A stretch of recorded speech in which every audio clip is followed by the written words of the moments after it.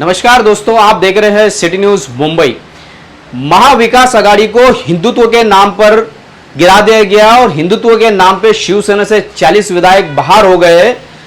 इसी हिंदुत्व को लेकर के 1999 में 2005 तक के लिए स्वर्गीय बाला साहब ठाकरे को चुनाव आयोग ने उनके अधिकार से हटा दिया था। 6 वर्ष उन्हें मतदान का अधिकार नहीं था। इसी तरीके से हिंदुत्व के नाम पर 3 विधायक चुने गए थे शिवसेना के, जिसमें सूर्यकांत माडिक, सुभाष देसाई और रमेश प्रभु, इन तीनों को भी समय समय पे कुछ अंतरकाल में इनको भी बर्खास्त कर दिया गया था। इन्हें हिंदुत्व के नाम पे अपनी विधायकी गंवानी पड़ी थी।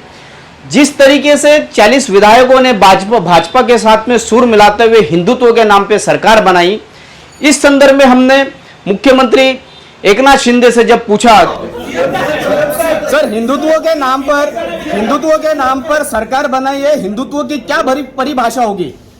बाला साहब ठाकरे जी का हिंदुत्व आप जानते हैं, आपको बताने की जरूरत नहीं है। वो हिंदुत्व जो है, वो विचारधारा जो है, उसमें जो है महाविकास आघाड़ी में सबका दम घुट रहा था, सभी लोगों का, तो उसमें सब लोगों ने सांस लेने की कोशिश की है। और हिंदुत्व के बावजूद डेवलपमेंट का मुद्दा भी, जो विकास है, राज्य का विकास, उसे भी हम लोग प्राथमिकता देने वाले हैं। भाजपा की तरफ से बार बार सरकार बनाने की तारीखें देगी, इस बार बिना तारीख के सरकार आ गई आपकी। देश के संविधान में हिंदुत्व की क्या परिभाषा है? देखिए, देश के संविधान में हिंदुत्व ये शब्द ही नहीं है।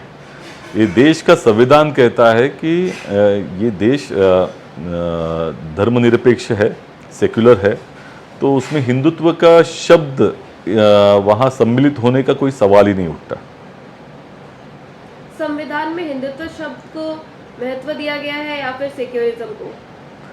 देखिए, हिंदुत्व की मैं तो समझता हूँ कि कोई मायने संविधान के माध्यम से अगर देखा जाए तो है ही नहीं। अब ये जो कुछ पार्टियां हैं, मैं पूछना चाहूँगा, जो भारतीय जनता पार्टी हिंदुत्व की जो बातें कर रही है, उनके पार्टी के कॉन्स्टिट्यूशन में भी हिंदुत्व शब्द नहीं है, उधर भी उन्होंने सेक्युलर शब्द निकाला रखा है। तो ये निश्चित तौर पर लोगों को गुमराह करने के लिए और लोगों की भावनाओं के साथ खेलने के लिए इस शब्द का इस्तेमाल किया जाता है, और ऐसी हम राजनीति करना चाहते हैं जो कि संविधान में उसकी मान्यता नहीं। महाराष्ट्र में हिंदुत्व के नाम पर सरकार बनाई गई है। अरे, मुझे आश्चर्य होता है, हिंदुत्व के नाम पर सरकार बनाई गई है, ये इस भाषा का प्रयोग करते हैं। पहले तो ये है कि ये सत्ता के लिए बनाई गई। लगभग गए 2.5 वर्षों में जिस तरह का आक्रमण भारतीय जनता पार्टी ने महाराष्ट्र विकास आघाड़ी सरकार के ऊपर किया था, इसको देखते हुए इनको लालसा कितनी बड़ी थी सत्ता की, ये सामने आता है। और अगर ये हिंदुत्व के लिए ये सरकार बनाई गई ऐसा भारतीय जनता पार्टी कहती है, तो वो जो 80 घंटे की सरकार जो एनसीपी या अजित पवार जी के साथ में बनाई थी, तो वो कौन से मुद्दे पे बनाई गई थी? ये इसका जवाब इनके पास है नहीं। हिंदुत्व की आपकी परिभाषा क्या होगी? तो उन्होंने जवाब दिया कि हिंदुत्व के साथ साथ हम डेवलपमेंट पे काम करेंगे। कुल मिलाकर के हिंदुत्व के नाम पर बनने वाली ये सरकार में कितने दिन चलेगी, ये तो आने वाला समय बताएगा। लेकिन शिवसेना के मेमोरेंडम ऑफ आर्टिकल और भाजपा के मेमोरेंडम ऑफ आर्टिकल में क्या लिखा है, आइए मैं आपको बताता हूं। इस वक्त आप देख सकते हैं मेरे पास में भाजपा का मेमोरेंडम ऑफ आर्टिकल है, जिसे घटना कहा जाती है। जिस वक्त भारतीय जनता पार्टी रजिस्टर हुई थी, उन्होंने चुनाव आयोग को एक अपना कानून संविधान बना के दिया था। संविधान में हिंदुत्व नाम का कोई शब्द नहीं है, सेकुलरिज्म नाम से ही सब कुछ उल्लेख किया गया है। तो भाजपा के मेमोरेंडम ऑफ आर्टिकल में क्या लिखा है, आइए देखिए। आर्टिकल 4 में कमेंट्स में लिखा है, भाजपा के आर्टिकल 4 में कमिटमेंट्स में लिखा है, the party shall be committed to nationalism and national integration, democracy and guardian socialism, positive secularism, that is the sarvadharma sambhav and value based politics.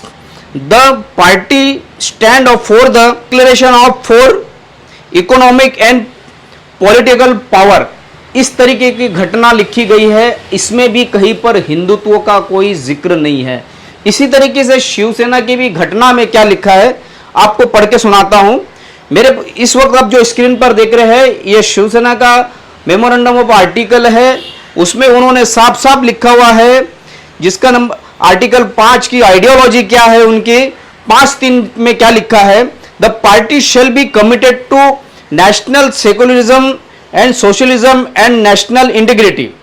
कुल मिला के दोनों पार्टियों के एजेंडे में कहीं पर भी हिंदुत्व का नाम नहीं है, लेकिन फिर भी आम जनता की भावनाओं को मद्देनजर जिस तरीके से हिंदुत्व का कार्ड आगे करके महाविकास आघाड़ी सरकार को गिराए गए, उद्धव ठाकरे की से कुर्सी छीनी गई और एकनाथ शिंदे मुख्यमंत्री बने, उप मुख्यमंत्री के रूप में देवेंद्र फडणवीस आए और अपनी सरकार बनाए। इनकी आपसी खींचतान अभी तक मंत्रिमंडल को लेकर के चल रही है। इस बीच उन्होंने मंत्रालय विधिमंडल वार्ताहर संघ में और उस वक्त कुल मिलाकर के हिंदुत्व की परिभाषा क्या है यह अभी तक का स्पष्ट नहीं हुआ है, लेकिन हिंदुत्व के नाम पर शिवसेना के 3 विधायकों को उनकी विधायकी गंवाना पड़ी। बाला साहब ठाकरे को अपना 6 साल के लिए वोट का अधिकार गंवाना पड़ा है और अब जो सरकार आई है ईडी यानी एकनाथ शिंदे देवेंद्र फडणवीस की सरकार आई है वो हिंदुत्व के नाम पर आई है। अब देखना यह है, जिस तरीके से शरद पवार ने भविष्यवाणी की कि जल्दी ही मध्यवर्ती चुनाव हो जाएंगे और जिस तरीके से भाजपा और शिवसेना का कहना है उसके हिसाब से क्या वाकई में चुनाव हो गए या नहीं हो गए, ये तो आने वाला वक्त ही बताएगा। इसी तरीके की खबरों के लिए मेरे यानी शकील शेख के साथ बने रहे, देखते रहे सिटी न्यूज मुंबई।